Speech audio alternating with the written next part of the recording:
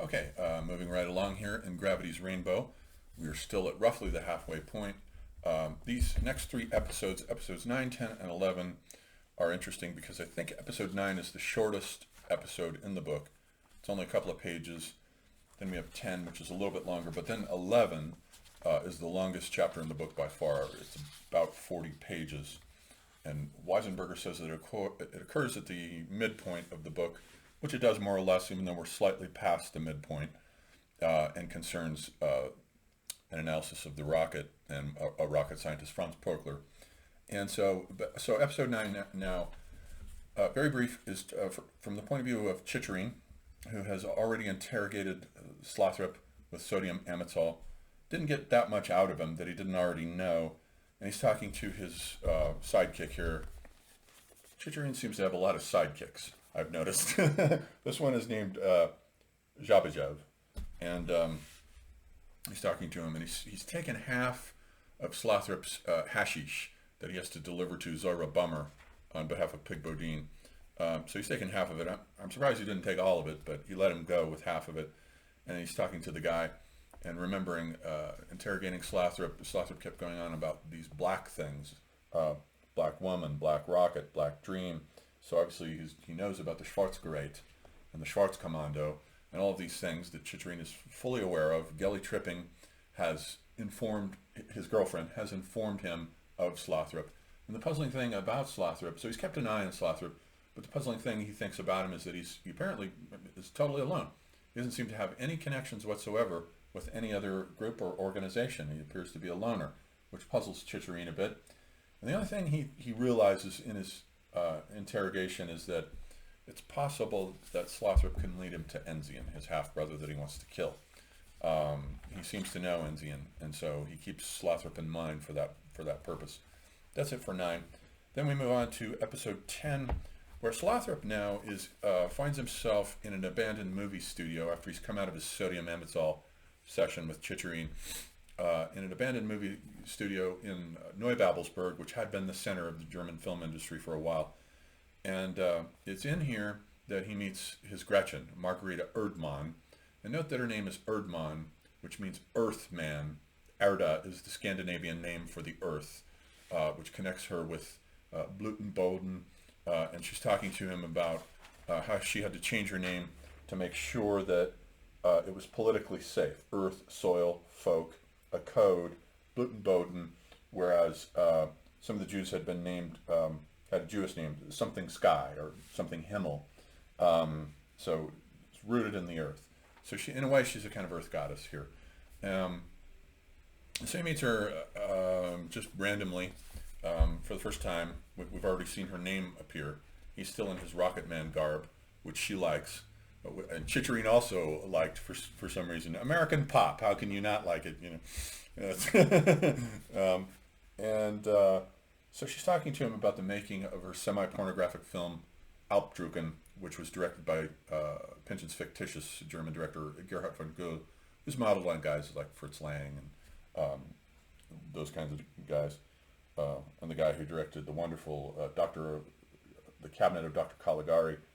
I've forgotten his name. So she's talking to him about the making of that film and Gerhard von Gohl, and how her daughter Bianca was conceived in a pornographic scene when she's fucking these guys on the set. But then she also mentions that she has a boyfriend named Max, or did have a boyfriend named Max Schlepsik. And then Slothrop does a double take and he says, hey, wait a minute.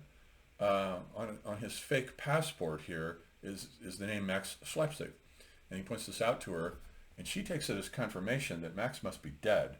And she's not sure whether Gerhard von Gohl is the father of her daughter or whether it's Max. So there's some ambiguity here. And so then they move into a set. I think it's the set of Alpdrucken.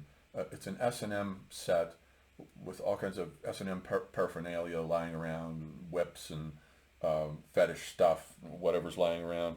And then she gets turned on when Slothrop takes a whip out of the paraphernalia and starts whipping her ass with it, bends her over, then fucks her.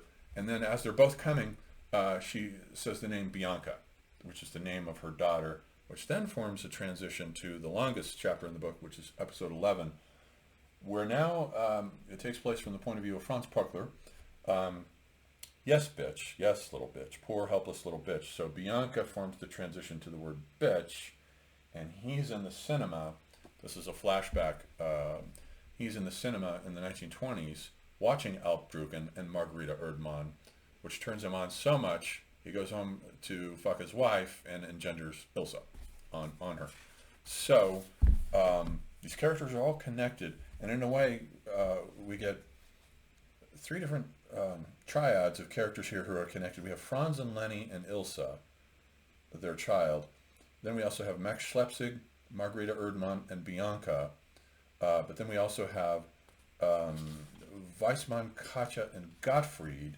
And recall that when we had first met them in book one, the word bitch had been the key word, stimulus word for Gottfried that turned him on, as it is here.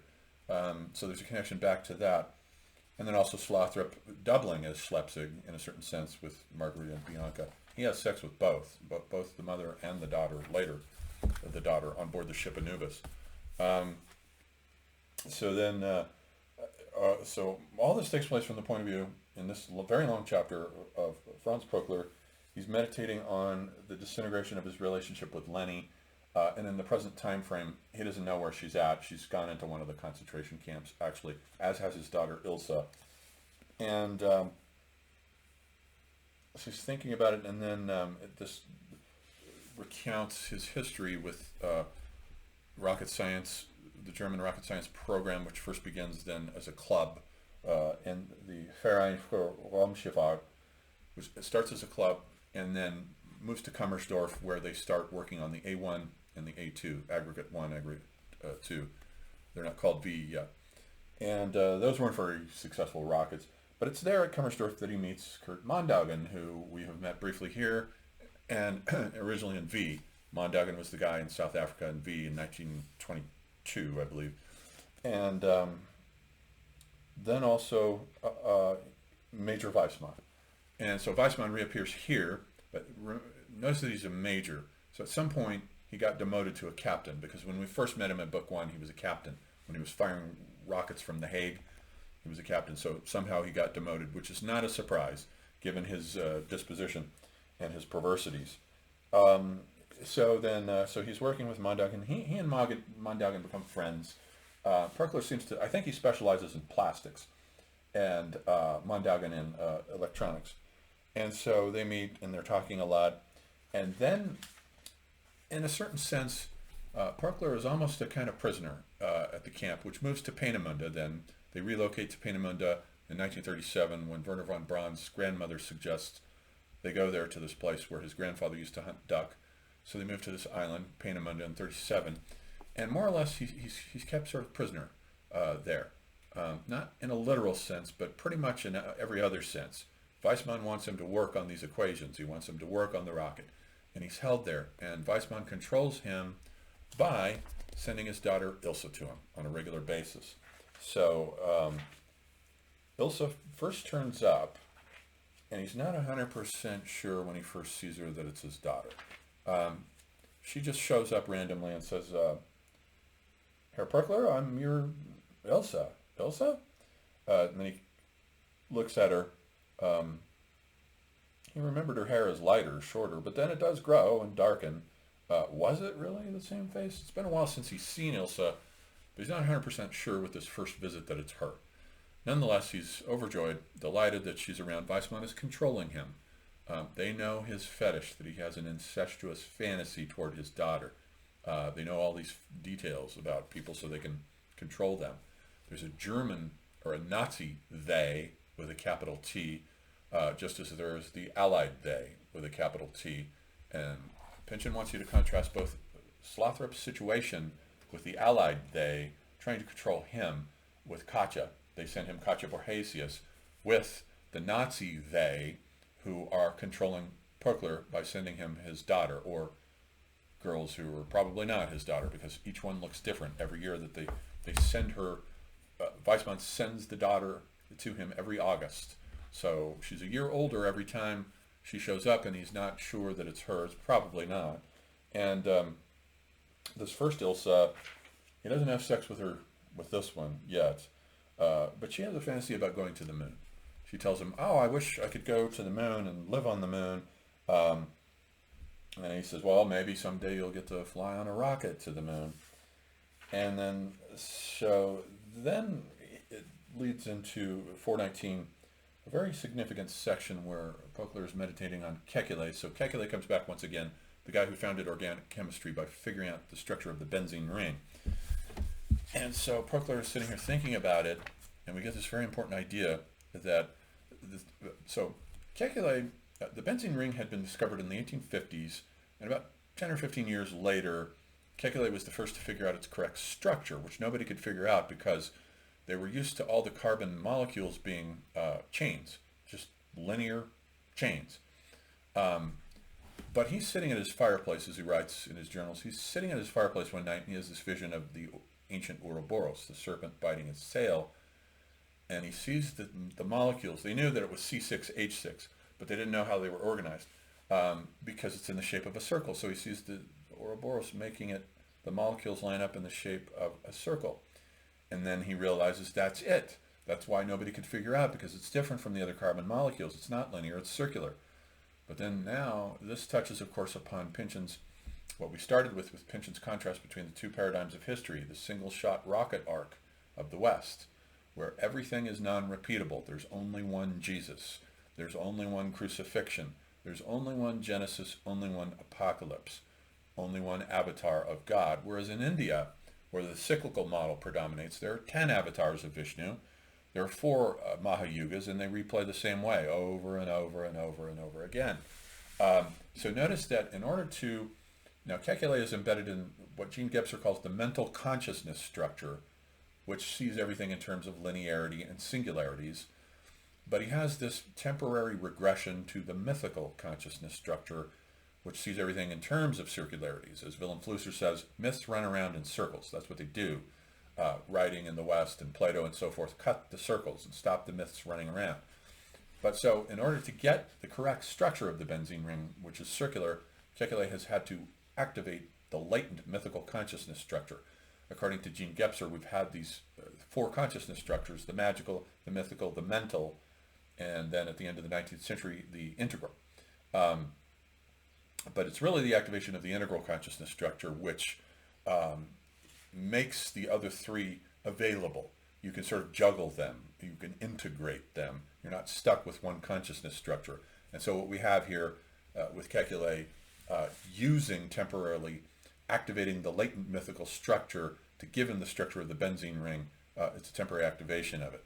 Let's say if you have an activation of the magical consciousness structure, you might get a poltergeist haunting in your house. So the magical structure is always there. It's just become latent. And the mythical with high civilization has been built on top of it. The magical is aboriginal, the mythical is high civilization, and the mental comes in with the Greeks, of course, all the way down through the history of Western science to the integral, which comes in with modernism. So it's an important passage here that occurs with Pökler's musings when we get back to Pynchon's main theme of the contrast between these 2 different paradigms of history. And so he's thinking about this, and then the next thing they do, they take Elsa away from him. All of a sudden, she's been there, I guess, for a couple of weeks, and then they take her away, and he's really pissed off. And he goes to his friend Kurt Mondaugen, and he says, I'm so angry, I'm going to go in and tell Weissmann off. Mondaugen says, calm down, don't do that, you'll get in trouble. I can arrange a meeting for Weissmann when you calm down.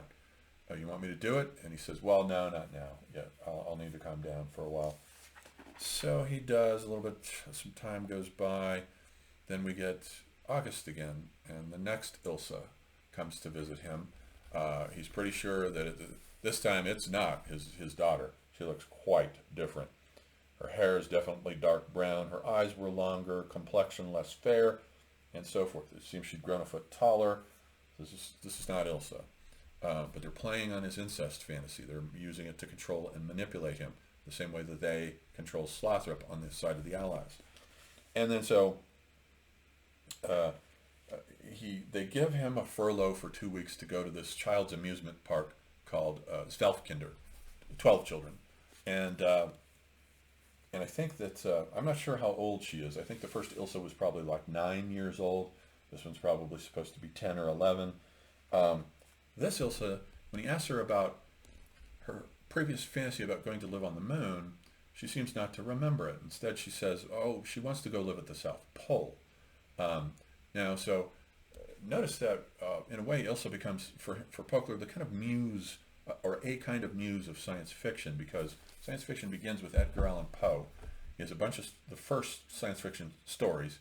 There are a few anomalous examples before him. You can debate whether Mary Shelley's Frankenstein is horror or science fiction, but with Poe it's unambiguous. He's got 5 or 6 science fiction stories, and then he's got his only novel, The Narrative of A. Gordon Pym, which is about a journey of exploration to the South Pole. And he left it unfinished. Later, Jules Verne liked it so much that he tried to finish it or write a sequel to it, and inspired Melville to write Moby Dick. But there we have the journey to the South Pole, and then with Verne, of course, we get the journey to the moon, the first, and H.G. Wells, the journey to the moon, first man on the moon, and so forth.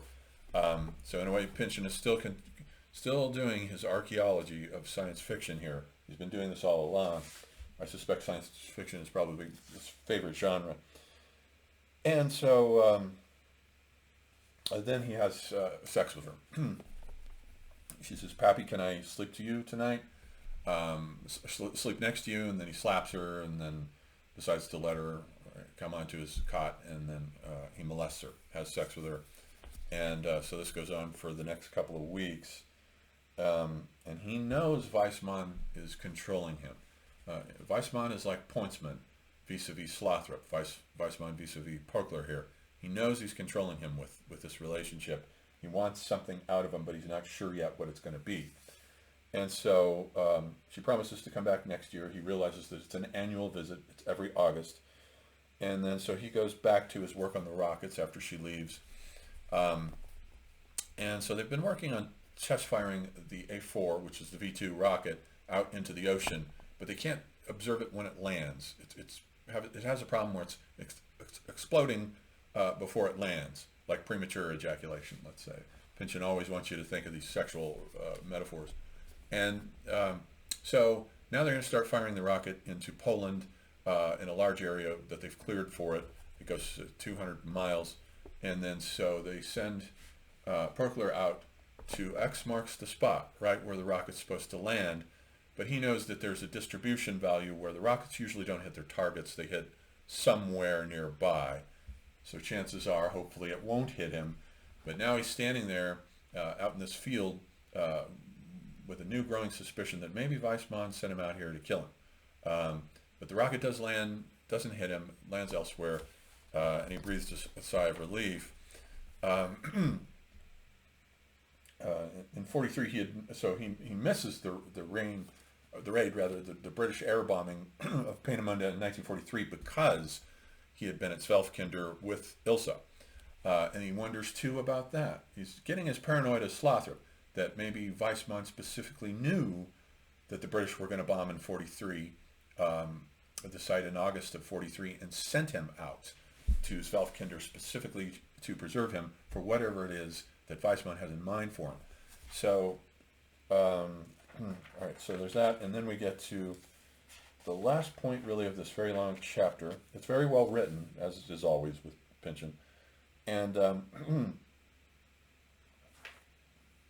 where so they're sending Ilsa to him every year for several years. It's 5 or 6 years, I think, that they keep doing this.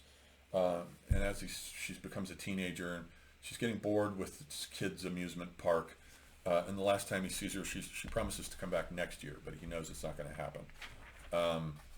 So now we get some information on Rocket Quintuple Zero. And so it turns out that Weissmann now brings Pökler in and says, I want you to work on this rocket and make a special modification for me.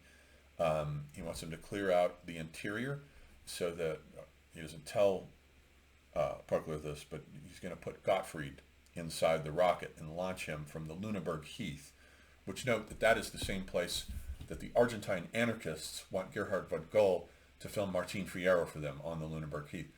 So the Germans now, this is April 1945, they're about to surrender. They know the Americans are coming. They're shutting down the rocket sites, but Weissmann wants to launch this one last rocket because it's going to have Gottfried in it, and also the Schwarzgerät. And he deals in plastic, so he's dealing with Impulse XG. So he makes all these modifications for the rocket for Weissmann, who will launch it on April 1st, which note is April Fool's Day. Quintuple zero, they take the serial number off and they paint this fake number in, these 5 zeros. Then Weissmann dismisses Pökler finally and tells him that Elsa will be waiting for him at a place, let's see, where was it? At Zwölfkinder. So go meet her there. But first, he's been transferred to Mittelwerke, to Nordhausen. So he's been working there for a while.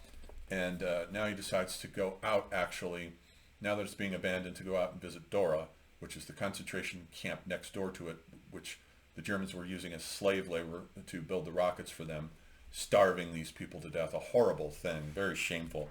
And so he goes in, and for the first time he really sees what's been going on there. All these dead bodies everywhere. They're just living skeletons, lots of dead bodies, and then one woman who has survived, pretty much a living skeleton, that moves him to tears, and he takes his wedding ring off his finger and puts it on hers. Maybe she can use it if she survives on the black market. So, all right, so that brings us up to page 440 in the Penguin edition, and to episode 12, where we'll resume with Slothrop delivering his hashish to Zoira Bummer.